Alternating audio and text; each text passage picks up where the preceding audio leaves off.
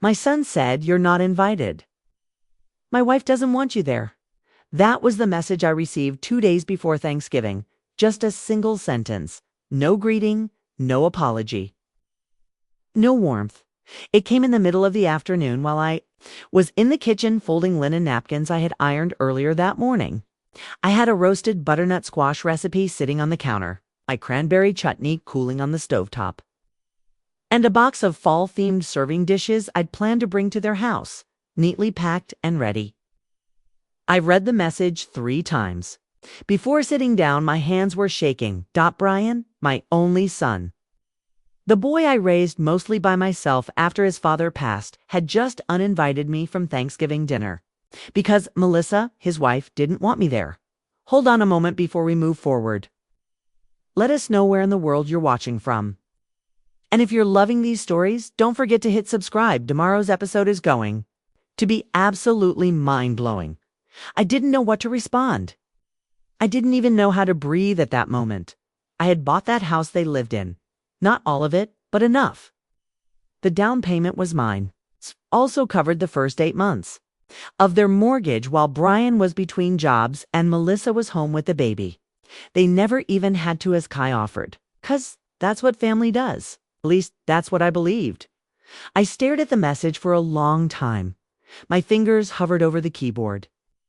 I wanted to reply with something that would make him understand how cruel it was.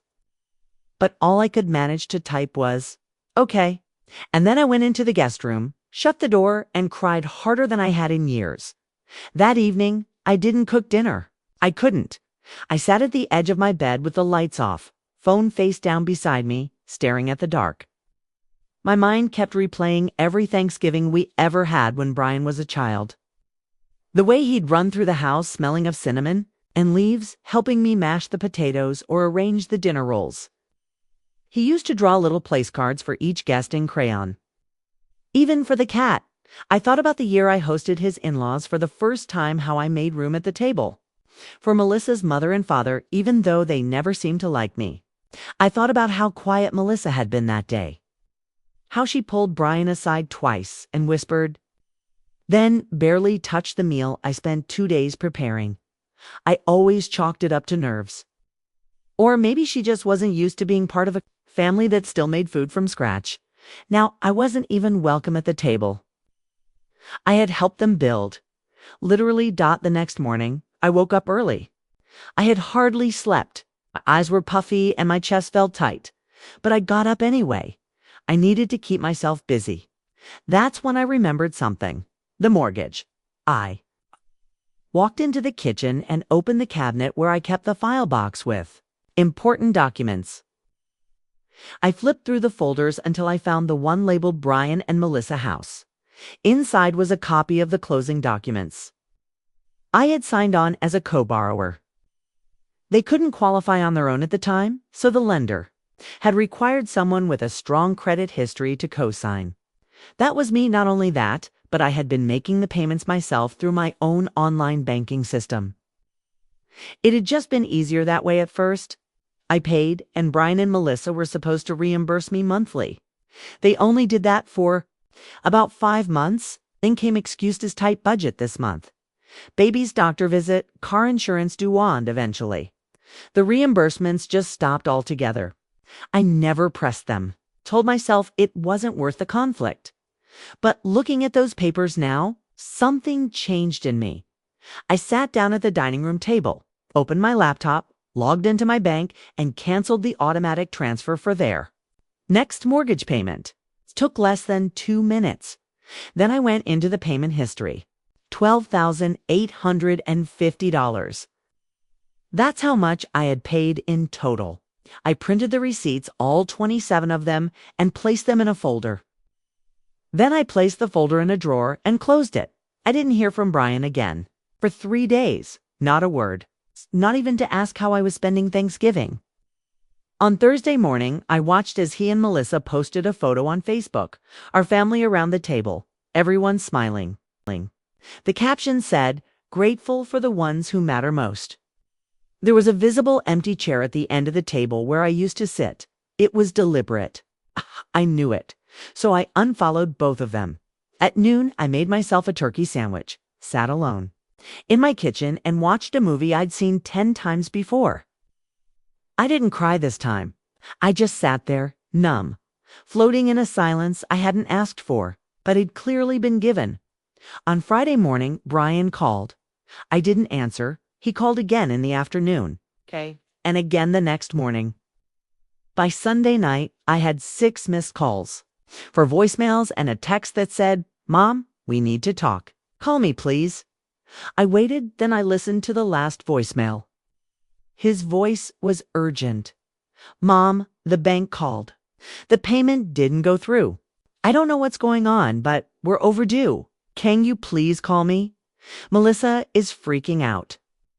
I stared at the phone in my hand. He had said Melissa was freaking out. Not that he was sorry. Not that he wanted to make things right. Just that she was upset and they needed me to fix it. I didn't respond instead. I made myself a cup of tea and sat on the porch with a blanket over my lap. The air was cold. The leaves had almost all fallen. And I realized that silence could be a decision to dot. Let them sit with it for a while. Let them understand what it feels like to be left out. Because I wasn't going to ask for a seat at a table I paid for just to be told I was. It's unwelcome. Let's see how they enjoy the house now. Bye. Monday morning, I had 13 missed calls. 11 from Brian, 2 from Melissa. I didn't answer any of them. I had already made my decision.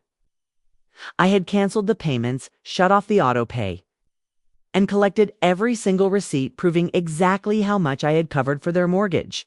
Since day one, I wasn't doing it out of anger. I was doing it because something had shifted inside me. I realized they had taken my help for granted. And now that it stopped, they were calling not out of guilt but because they were in trouble. At 9:12 a.m., Brian left another voicemail. "Mom, please call me. We just got a notice. I don't understand why the bank didn't get the payment. Melissa is really upset.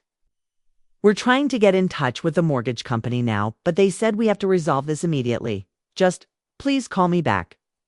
Put the phone down and continued folding laundry. I wasn't rushing to do anything.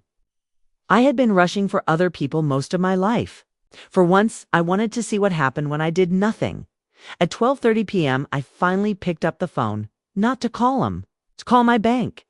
I asked to speak with someone from the mortgage department and confirmed what I already knew. Yes, the loan was still active under both of our names. Yes. I had legal authority to cancel or resume payments. Yes. The primary borrower had no right to remove me from the loan or change the structure without my consent. And no, I hadn't made any other payments since I canceled mine. That was all I needed to know. That afternoon, I received a text from Melissa. It was the first message I'd gotten from her in almost 2 months. "We need to have a conversation. This is about more than just money now." I stared at the message for a while. I didn't reply. This wasn't about money. This was about the way they had treated me like an obligation, a burden, someone to avoid or tolerate. They invited me only when it was convenient. And when it wasn't, I was erased. But now that the house was on the line, I mattered again. Around 4 p.m., the doorbell rang. I wasn't expecting anyone, and I hadn't invited anyone over. When I looked out the window, I saw Brian standing there. No Melissa, just him. His hands in his jacket pockets, looking unsure of himself. I didn't open the door right away. I waited a few seconds, made sure I was calm. Then I unlocked it and stepped outside onto the porch, closing the door behind me. "Hi," he said. I nodded. "Brian?" He looked down at his shoes, then back at me. "Can we talk?" "We're talking now," I said, my voice steady. He took a deep breath. "Mom, I don't know what's going on. I think I do, but can we just start over? You canceling the mortgage payments? Why didn't you talk to me first?" I crossed my arms. "You didn't talk to me before uninviting me from Thanksgiving?" He flinched. "I didn't want it to come out that way. You sent a text. You're not invited. My wife doesn't want you there. That's how it came out." It's exactly what you meant." He rubbed his forehead. Melissa was emotional. She thought it would be better this year to keep it simple. By simple, you mean without me. He looked away. I took a deep breath. I'm not here to argue, Brian. I'm not interested in fighting. But you made a choice. Now I'm making mine. But this is serious, Mom, he said. The bank's calling. We're already behind. They said we'll be in default if the payment doesn't go through this week. You've had over a year to set up your own payment method. I was just making it easier for you. You stopped reimbursing me, remember? He didn't answer. I didn't make a scene about that. I continued. I didn't shame you. I let it go. But the moment I became inconvenient, I was removed from the picture. So I decided to remove myself financially too. His mouth opened, but nothing came out. I could see it now. He didn't know what to say because he wasn't used to me standing my ground. Finally, he said, "You're really going to let us lose the house?" I looked him dead in the eye. No, Brian, you're going to lose the house. I just stopped paying for it. That evening, Melissa called. I didn't answer, but this time she left a message. I don't know what you're trying to prove, but this isn't how families work. You don't just pull the rug out like that. We have a baby. We have responsibilities. This isn't fair. Fair? She said it wasn't fair. I deleted the message. The next morning, an email arrived. It was from Brian. Short. No greeting. We spoke to the mortgage company. They said you're still listed as the primary co-borrower. We'd like to have the loan refinanced in our name. Please sign the release document when it arrives. So now they wanted to refinance, 'cause they were afraid. I didn't respond. I waited 2 days. Then the packet arrived in the mail, documents for me to sign, removing my name from the mortgage and fully transferring the loan to them. I didn't sign. Instead, I scheduled a meeting with a real estate attorney. I brought the receipts. Mortgage history, the signed co-borrower agreement, and the email asking me to step away. After reviewing the paperwork, she looked at me and said, "You have every right to keep your name on the property. You've invested too much to walk away. If they want full control, they'll have to buy you out." Exactly what I needed to hear. By Friday, Brian called again. It's time I answered. His voice was different, tight, like he was trying to stay calm. "Melissa and I are ready to take over the payments. We just need you to sign the documents." "No," I said. He paused. "What?" "No, I won't be signing anything." He sounded like he couldn't believe it. "Why not?" "We're trying to fix this. You're trying to get me out of the picture again," I said. "It's the same way you did before Thanksgiving. You want the benefits without the accountability." "But we're your family," he said, "and I was yours," I replied. When it was convenient. Then I hung up. That weekend, I spent time organizing the rest of my paperwork. I wasn't sure what Brian and Melissa would try next, but I wanted to be ready. I also asked the attorney to draft a formal letter stating that if they wanted full ownership, they'd need to reimburse my contributions in full. On Sunday night, I received another voicemail. "Melissa, again. You're destroying your relationship with your son over a misunderstanding. This is petty. You're acting like a child. You should be ashamed." But I wasn't ashamed. I was calm, steady, focused. I'd spent years doing things for others while being left out of decisions, ignored in the things that actually mattered. This wasn't about a holiday dinner. This was about the message that I no longer had value unless I was giving something. Now they were starting to feel what it was like when that giving stopped, and I wasn't going to turn it back on just because. They were uncomfortable. Let them sit with it, because I wasn't moving by the middle of the next week. I had already received 2 more emails and 4 voicemails from Brian. His tone had changed again. The first couple of messages were frustrated and clipped. Then came the pleading ones. In the last voicemail, his voice cracked halfway through. A sentence. "Mom, I know things got messy, but please don't do this.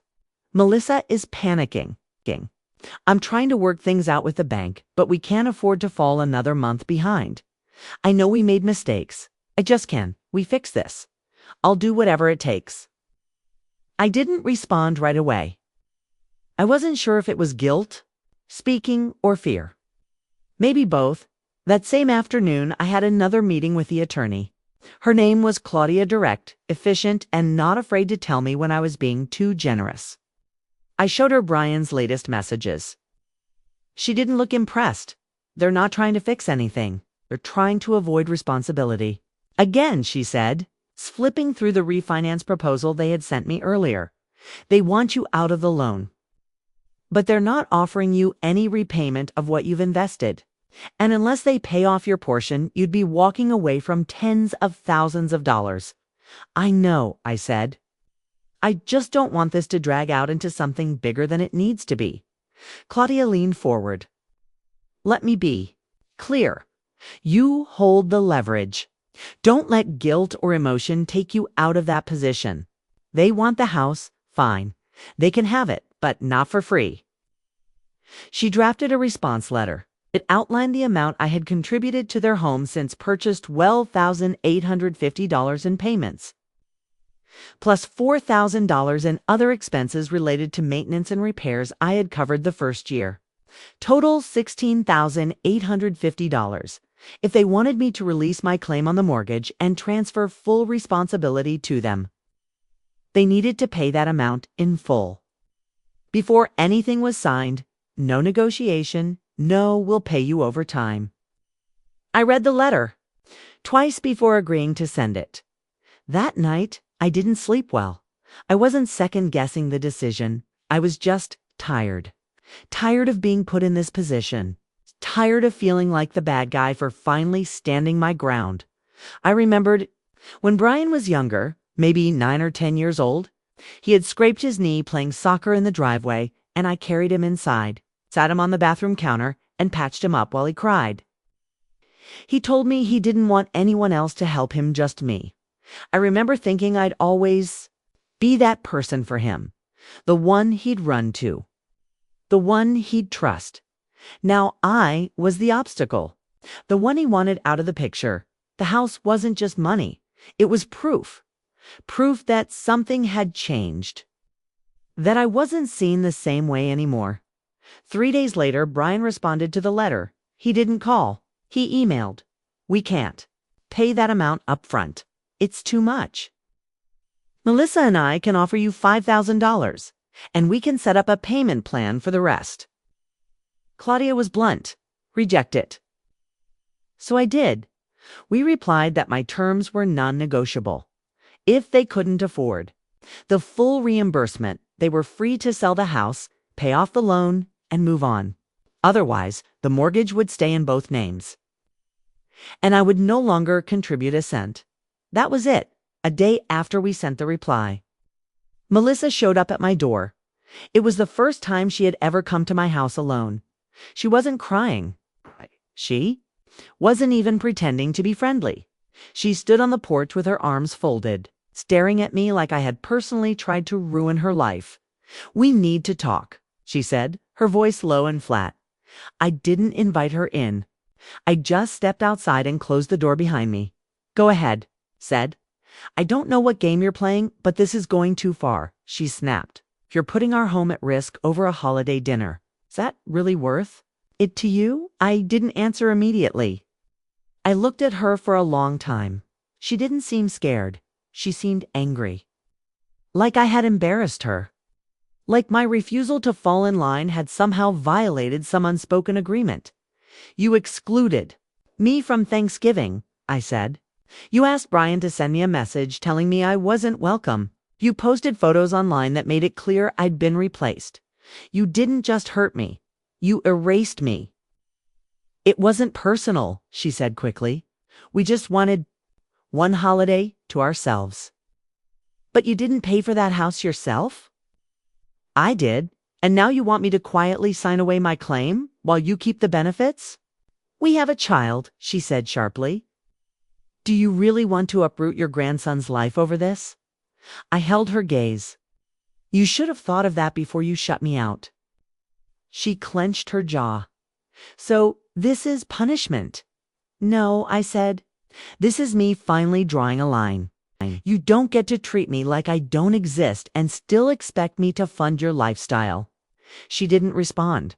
I could tell she wanted to say something else, maybe something cruel, but she stopped herself. Instead, she turned and walked back to her car without another word. 2 days later, Brian called again. I answered. His voice was low, exhausted. I just want to understand what it would take to fix this. I waited before replying.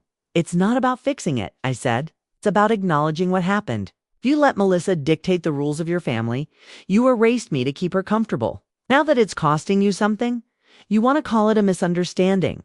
There was silence. I didn't mean to hurt you, he said, but you did. I replied. More silence. I can't come up with the money right away, he admitted. But maybe we could refinance, and in a few months, you want my signature? I asked. Pay what you owe me. That's the condition. What if we sell the house? He asked suddenly. Would you be okay with that? I would, I said, as long as I get my share. Then you and Melissa can start over on your own terms. He didn't answer. I knew what that meant. Selling the house would be an embarrassment. Would mean explaining things to Melissa's parents, to their friends. To their neighbors, it would mean admitting they had relied on someone they didn't respect. A week later, received an email from a real estate agent requesting access to the property. Brian and Melissa had officially listed the house. Claudia called me the next day. You did the right thing, she said. You protected your investment and your dignity. I didn't feel victorious. I didn't feel like I'd won. But I did feel something else. Peace. I hadn't yelled. I hadn't made threats. I hadn't exposed them or embarrassed them. I had simply stopped giving. And now, for the first time in years, I could breathe. It took less than 3 weeks for the for sale sign to appear on Brian and Melissa's front lawn. I didn't drive. By to see it, I didn't need to. The real estate agent emailed me a digital copy of the listing as part of the standard notification process. There it was. 4-bedroom, 2.5 bath home, recently renovated kitchen. Listed at $447. Oh. It stung a little. I had helped pick that kitchen tile. I had paid for the new sink.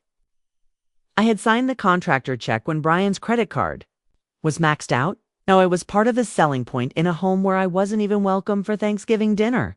Still, I didn't say anything. Didn't write. I didn't call. I just kept forwarding the documents to Claudia, who made sure every agreement and communication was logged by the time the open house weekend came. I already knew it would be uncomfortable for them. But I didn't realize just how uncomfortable Lantel, a friend from church, Denise, called me out of nowhere on a Sunday afternoon. You'll never believe who just showed me a house, she said. Brian was there. I didn't even know he was your son until I saw the family photo on the hallway wall. I blinked. You went to their open house? I was looking for something in that neighborhood, she explained. The house is lovely, but I could feel something was off. Brian looked stressed. Melissa didn't even make eye contact with the guests. I almost laughed, but I held it back. What did you think of the house? I asked. It's beautiful, but you can always feel when people aren't letting go of something. Yes, I knew exactly what she meant. The following week, I got an official update from the agent. They had received 2 offers. One of them was solid, full asking price. The other was slightly below, but cash. Brian and Melissa were debating what to accept. I didn't respond. That wasn't my job. Claudia stepped in and reminded their agent that I had to sign off on any final decision as co-owner, not just for legal reasons, but because my reimbursement needed to come from the proceeds. That's when things got messy. 2 days later, Brian called. I thought we agreed you were stepping away. He said, no, hello, just tension. I said, I'd release my claim once I was paid what I'm owed, I replied. That hasn't changed. He sighed loudly. The buyers don't want any delays. They need to close in 30 days. The full price offer is contingent on a fast closing. Then, I suggest you move quickly, I said. We don't have your money yet, he muttered. Then it sounds like the house isn't sold yet. I answered. He didn't like that. I could tell by the way his breathing changed on the line. But he didn't hang up. We're trying to. Get a bridge loan to cover your portion. But if you would just be willing to take a partial no, I interrupted. This isn't a negotiation anymore. It's a transaction. I gave too much room for negotiation in the past. I won't do it again. For a moment, I thought he was going to yell, but instead, he said something I didn't expect. Melissa says you're enjoying this. I paused. Enjoying what? This, watching us scramble. I leaned against the counter. I'm not watching anything. You're the one calling me. Didn't reply. Eventually, the call dropped off in silence. That weekend, Denise came over for coffee and brought her sister-in-law, who happened to work for a small local bank, the kind that still handled mortgages with paper documents and phone calls, instead of apps and portals. When I casually mentioned the house situation, she raised an eyebrow. Wait, that's your property too? She asked. Yes, I said. I helped them get it, and now they're selling it. Ah, she shook her head. You're more patient than I'd be. We see that kind of thing all the time. Parents putting their names on loans to help out. Then once the kids think they're on their feet, they want you out. That's exactly what happened, I said. She looked at me. Then don't sign anything until the check clears. I wasn't planning to. Good, she said. People like that don't learn until they lose something they thought they had for free. 10 days later, I got the call from Claudia. They've accepted the full price offer, but it only works if you sign the release form within the next 48 hours. They wired your portion into the escrow account this morning. How much? I asked. $16,850. Full amount, no arguments, no deductions. I exhaled. It was done. I met Claudia the next day, signed the paperwork, and received confirmation of the funds. It wasn't a huge sum not compared to everything I had done for them emotionally. But it was enough to remind them I wasn't just a silent background figure in their life. I had paid my dues. And now I was collecting what was owed. The night I received the transfer confirmation, I poured myself a glass of water and sat on my porch. Not wine, just water. I didn't want to celebrate. I just wanted to sit with it. I had expected to feel powerful, maybe triumphant. But mostly I felt neutral. I had stood my ground. That was it. I hadn't fought to destroy them. I hadn't aired their dirty laundry. I hadn't sent angry emails or made threats. I had just enforced a boundary they never thought I'd defend. And now they'd have to start over. I didn't hear from Brian for 2 weeks after the closing. Not a call, not a text. Nothing from Melissa either. Then, one morning, I opened my mailbox and found a greeting card envelope. No return address. Just my name, written in careful, stiff handwriting. Inside was a card with flowers on the front and a printed message about new beginnings.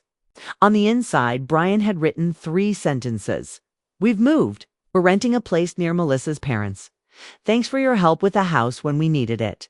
I hope someday we can rebuild. There was no apology, no acknowledgement of what had happened, but there was something else. A sentence he wouldn't have written 2 months ago. Thanks for your help. It wasn't enough, but it was something, and for now, that was all I needed. After Brian's card arrived, I left it on the kitchen counter for a few days. I didn't know what to do with it. Throwing it out felt too final, but keeping it felt dishonest. I read it several times, always stopping at the same sentence. Thanks for your help with the house when we needed it. It wasn't an apology. It wasn't regret. It was closer to an acknowledgement, and maybe that was the most I'd get. I eventually tucked it away in the drawer where kept the mortgage documents and escrow receipts. I didn't reply. Wasn't sure if I was supposed to. Days passed, then a week. Nothing else came. No follow-up message. No invitation to talk. The silence felt strange at first, like something had been cut too abruptly. But after a while, it Started to feel comfortable. They had moved near Melissa's parents. I had no idea if it was a small apartment or something nicer. I wasn't interested. The only thing I knew was that I wasn't part of that plan. And I didn't want to chase people who had made it clear they preferred life without me, and it except when they needed my money. 3 weeks after the sale closed, Denise invited me to a church luncheon. It was one of those monthly potlucks where everyone brought something from home. I wasn't sure I wanted to go. I had spent most of the past year avoiding large gatherings, especially ones where people asked too many questions, but I said yes. It felt different sitting at a long folding table with women I had known for years but never really talked to. Maybe because now I had nothing to hide, nothing left to excuse or defend. Halfway through lunch, one of the women, Eileen, leaned over and said quietly, "Heard about the house. That must have been hard." I paused, unsure how much she knew. Then she added, "I went through something similar with my daughter 2 years ago." You give, and somehow it's never enough. I nodded. She didn't pry. She didn't ask for details. She just placed her hand on mine and squeezed it once, gently. That's when I realized I wasn't alone. Not really. A few days later, I was walking through the grocery store when I saw Melissa's mother. Her name was Janine. She was standing near the deli counter, looking at a tray of pre-sliced cheeses. I stopped in my tracks before she noticed me, but I didn't move away. I was curious. After a moment, she spotted me. Her expression froze for a split second. Then she gave me a tight smile and walked over. "Margaret," she said, "it's been a while." I nodded. "Yes, it has." She glanced around, then lowered her voice. "I heard about the house." Didn't say anything. "They're staying with us for a bit," she said. "Just until they get back on their feet." Shh. I nodded again. She looked me in the eye. "Melissa didn't tell us everything. But it's clear something happened." I finally spoke. "I stopped paying for something I was no longer welcome to be part of." "That's all." Janine's face tightened. "I see." There was a long silence. Then she said something that surprised me. "I told Melissa she shouldn't have sent that message." "Foo!" That caught me off guard. "She said it was just one dinner," Janine continued, her voice lower now. "I told her when someone helps you build your life, you don't cut them out because they're inconvenient." I didn't respond. I just stood there, unsure what to feel. Janine shifted her purse on her shoulder. "Well, I hope things settle eventually." I nodded again. "So do I." Then she walked away. That night, I thought about what Janine said. She hadn't defended Melissa. She hadn't tried to explain it away. She simply stated something I never expected to hear from that side of the family. A quiet agreement that what happened wasn't okay.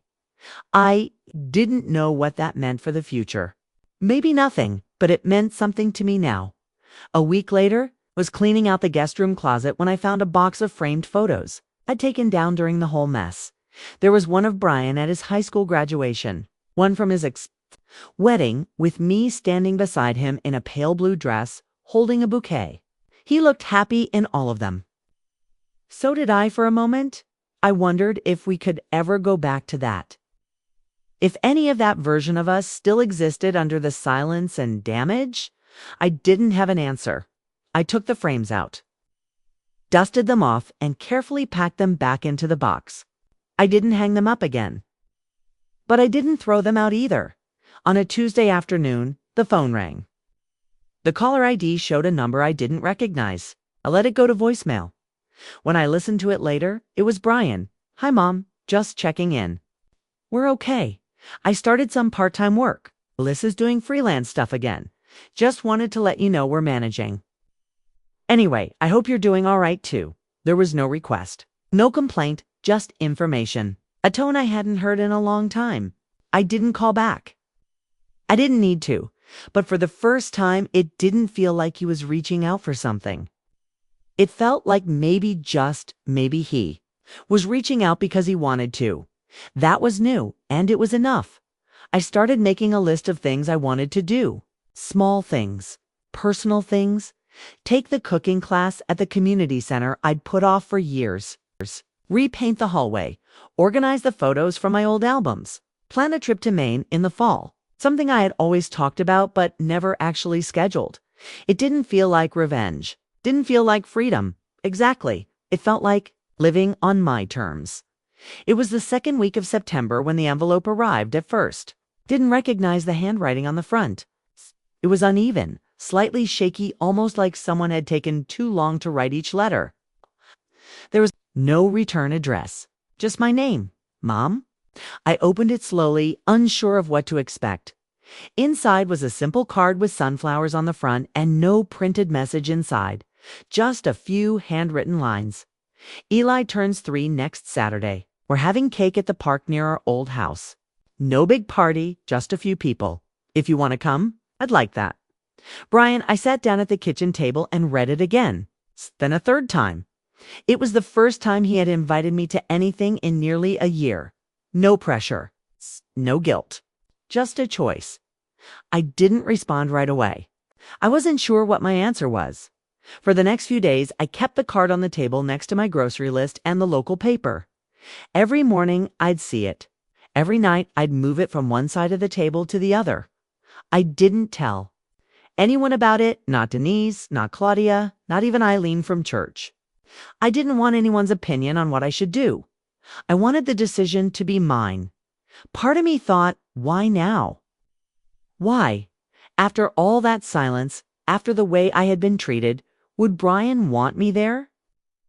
But another part of me, the part that had once held his hand while he took his first steps, who stayed up through nights of fevers, who clapped at every school recital even when he forgot the lines, wanted to believe maybe something had changed, not completely, not suddenly, but maybe enough the day of the birthday gathering.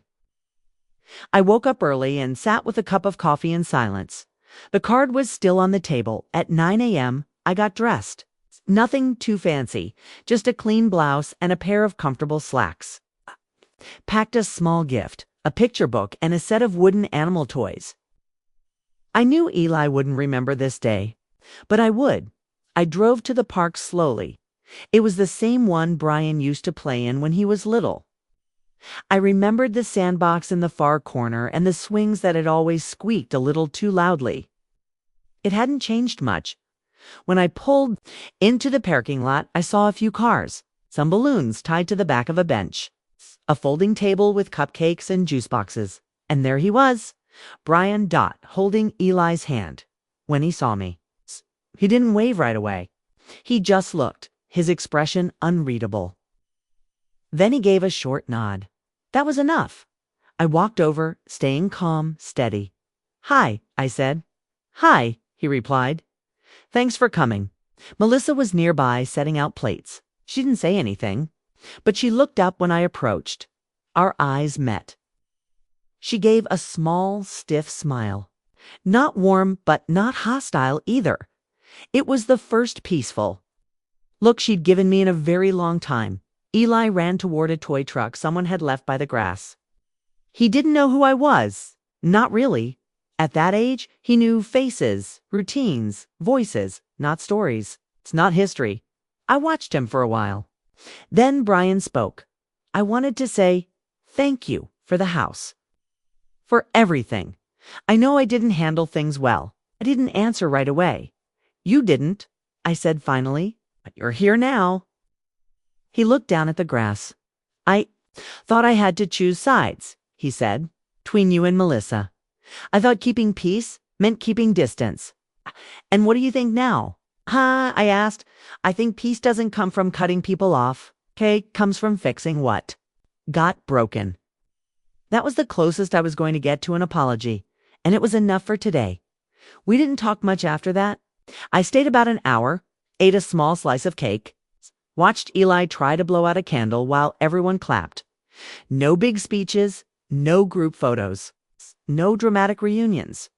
Just a quiet, hesitant start. When I got home, I took the birthday card off the table. I folded it and placed it in the drawer with the others. That night, I slept better than I had in months. A week later, I received another card. It's time from Melissa. It was short, very short. Thank you for coming. Eli loved the book. That was it? but it was more than I ever expected from her. I didn't reply. Not because I was bitter, not because I wanted to hold a grudge, but because not every moment needed a response. Some things just needed space to be what they were. Over the next few months, Brian and I spoke occasionally. Small things. A call here, a text there. Updates about Eli. A question about an old recipe. We didn't talk about the house again. We didn't talk about Thanksgiving. We didn't talk about the silence or the arguments or the emails. We let that part rest. Not because we forgot, but because dragging it up wouldn't change what happened. I still remembered every word he wrote in that first message. You're not invited. My wife doesn't want you there. I would never forget it. But I also remember the quiet nod at the park. The way he stood next to his son and tried, even awkwardly, to make space for me again. There was no big apology. No perfect moment of healing. But there was a beginning, and this time, I wasn't paying for it. I was just deciding whether to show up, and that, finally, was enough.